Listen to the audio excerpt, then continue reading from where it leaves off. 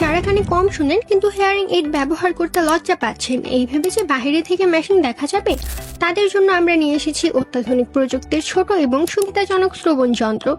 এই ডিভাইসটি এতটাই ছোট এবং কার্যকরী যে এটি আপনার কানের গভীরে সম্পূর্ণভাবে লুকিয়ে থাকবে, বাইরে থেকে প্রায় অদৃশ্য।